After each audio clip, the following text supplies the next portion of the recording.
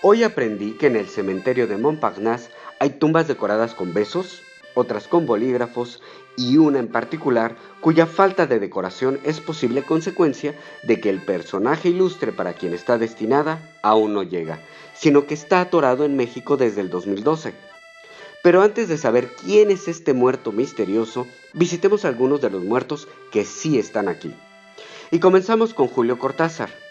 El día que lo visité en su lápida, habían boletos del metro, su respectivo cigarro y cartas escritas en español de dos admiradoras. No hay mucho más, quizá por la advertencia que hay en la tumba. Estimados admiradores de Julio Cortázar y su obra, gracias por respetar la claridad y la calma de esta tumba. Aurora Bernardes, traductora de profesión con quien Cortázar se casara y posteriormente se divorciara, comparte este espacio con él.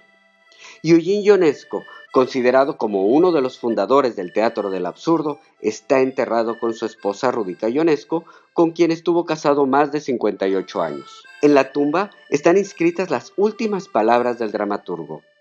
Prière le je ne sais qui, j'espère Jésus Christ. Le rezo al no sé quién, espero sea Jesucristo. Frase con la que se despide de este mundo mediante un efecto de extrañamiento característico en su obra. Los existencialistas Jean-Paul Sartre y Simone de Beauvoir comparten la misma tumba.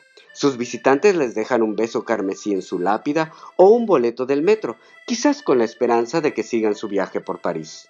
Otros les han dejado flores, cartas y hasta una manzana que no me sorprendería que la haya dejado alguien de México este pasado 1 de noviembre. En la tumba de Marguerite Duras, sus admiradores le han dejado decenas de bolígrafos sembrados en unos maceteros para que la escritura nunca la abandone, ya que como ella dijo alguna vez, escribir era lo único que llenaba su vida y la hechizaba. Pero en este cementerio también hay muertos de México que vale la pena visitar. El primero es Porfirio Díaz. La puerta de su mausoleo está coronada con el águila y la serpiente de nuestro emblema nacional. Los vidrios opacos casi no dejan ver su interior, aunque enfocando la mirada se ve la bandera mexicana, un busto de Don Porfirio, una estampa de la Virgen de Guadalupe y otros objetos. Y las flores que hay en la entrada indican que este personaje polémico sigue siendo visitado. El segundo personaje mexicano es Carlos Fuentes.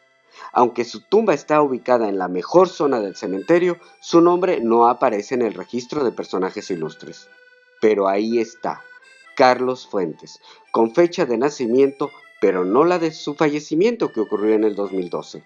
Cincelado en la misma lápida está el nombre de su esposa, Silvia Lemus, quien aún vive, y el nombre de sus dos hijos, quienes sí están enterrados aquí y esperan el reencuentro con sus padres.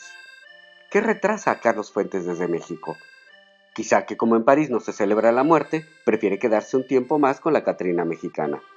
Pues mientras llega, espero que lo que hoy aprendí en el cementerio de Montparnasse motive su curiosidad e imaginación.